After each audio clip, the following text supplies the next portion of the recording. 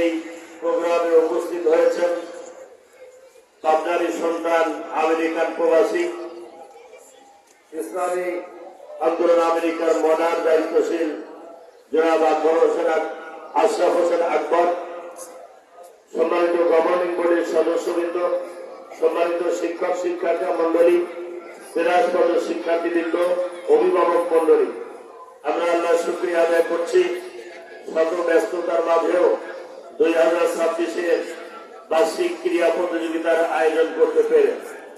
আমরা প্রতি বছরই মাদ্রাসা পাঠ্যপুস্তকের সাথে সাথে এক্সট্রা কারিকুলাম হিসাবে বিভিন্ন সাহিত্য সাংস্কৃতিক প্রতিযোগিতা, জাতীয় দিবস পালন এবং অনেক গুরুত্বপূর্ণ এজেন্ডা আমরা ইনশাআল্লাহ সরকারি বেসরকারি এবং ট্রাস্টের বাস্তবায়ন করে থাকি।